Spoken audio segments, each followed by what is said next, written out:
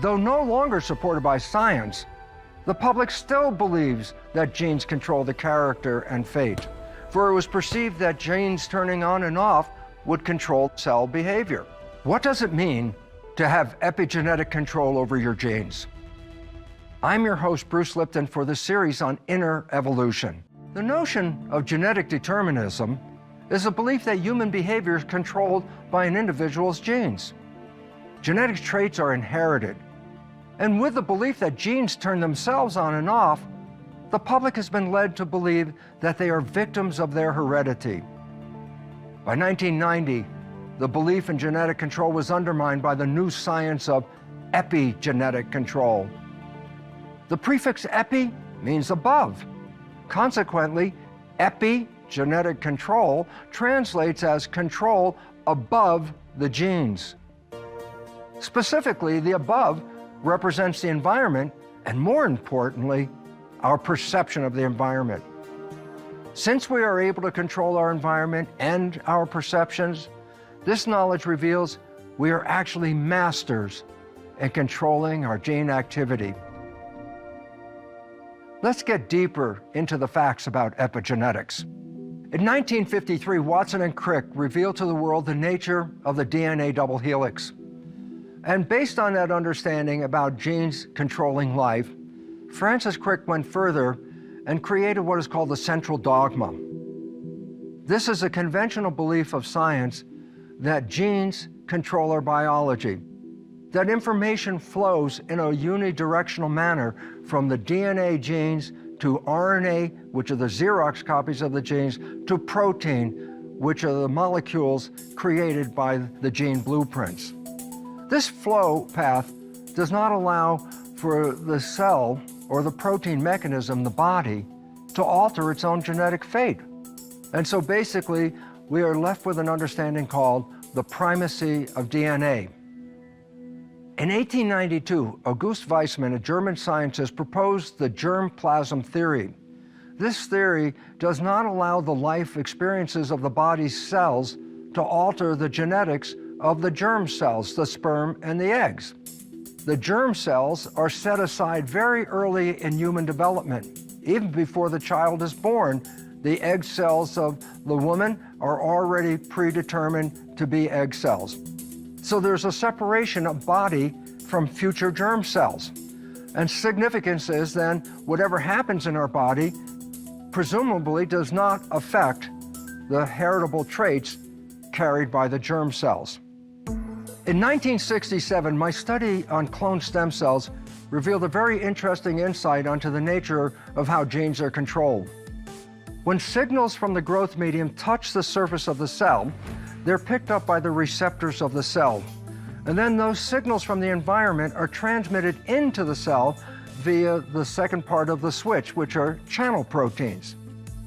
So information from the environment is relayed across the cell membrane, enters into the cell, and the signals that enter into the cell are actually complementing the proteins in the cell. And remember, when a signal binds to a protein, it causes the protein to change shape.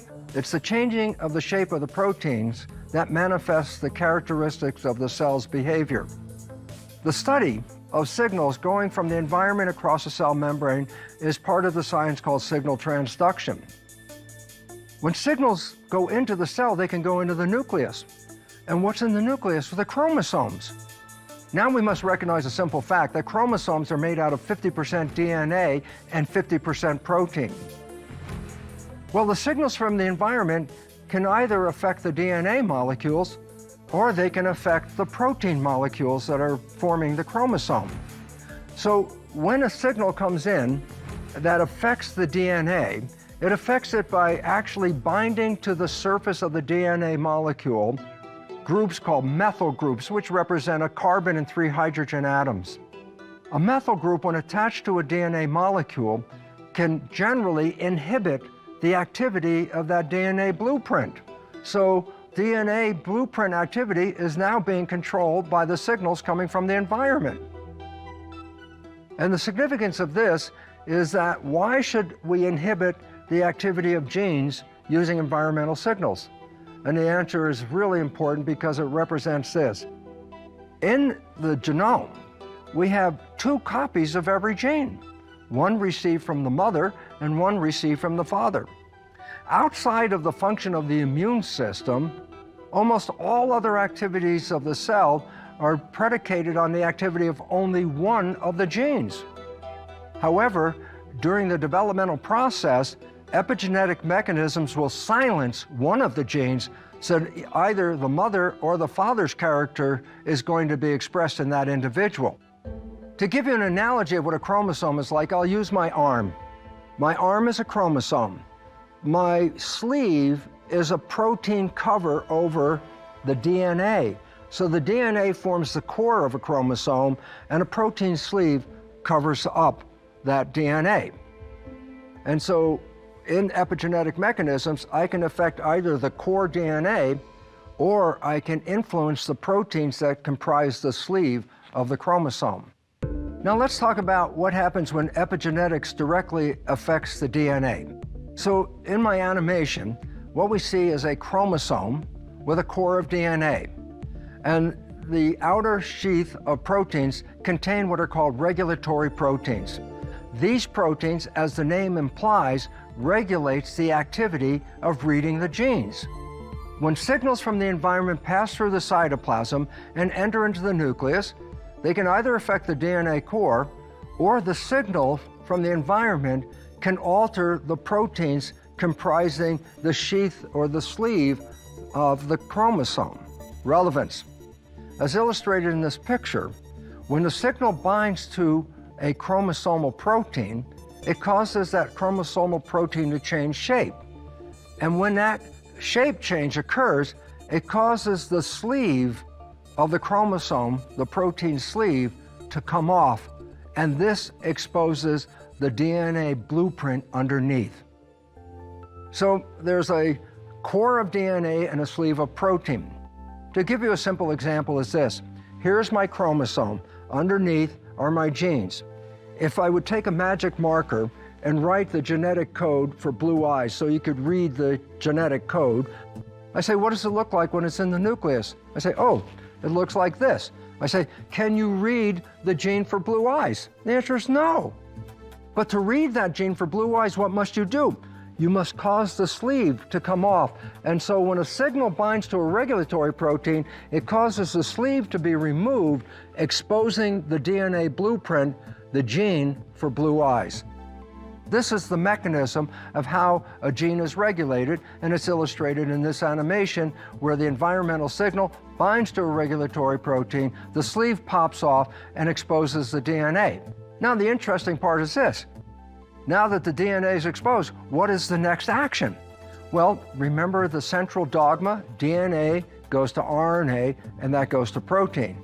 Well, once the DNA is exposed, the original blueprint, a protein called an RNA polymerase binds to the exposed DNA, the gene, and as it moves down the length of the gene, it makes a copy of that gene, but not DNA, an RNA version.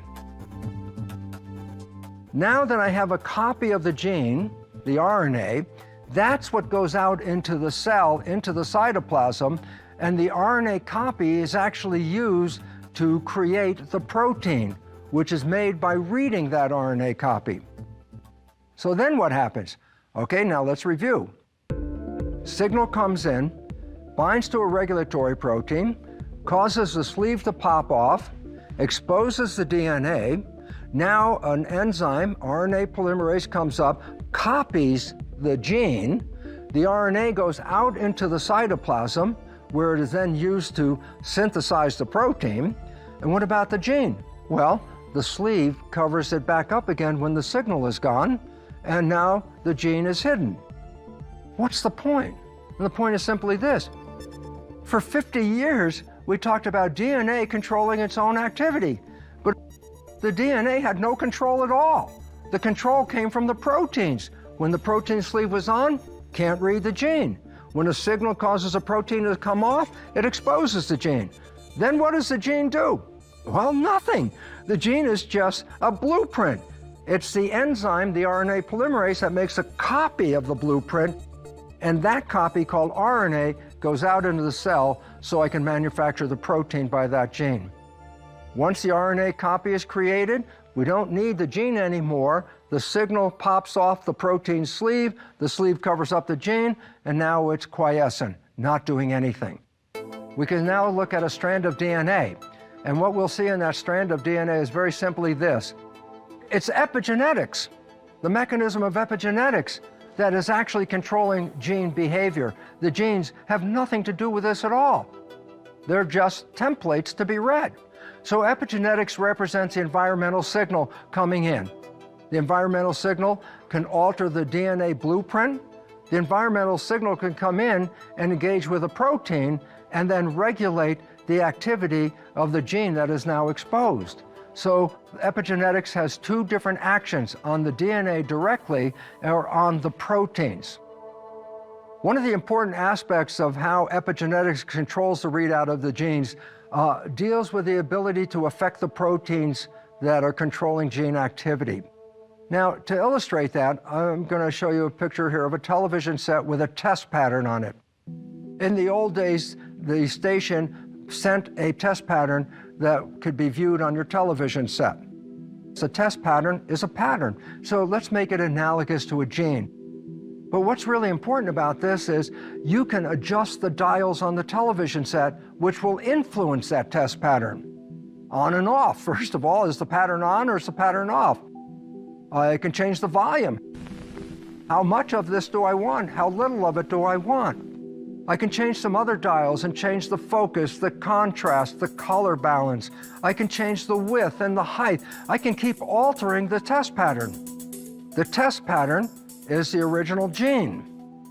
And by changing the dials on the television set, am I actually changing the actual test pattern itself?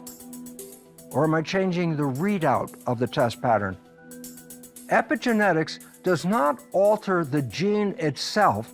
Epigenetics actually alters the readout of the gene. So I can change the readout, but I've never changed the original gene. As a result, I can create over 3,000 different proteins from the very same gene blueprint without altering the gene. This is an important point that I must emphasize.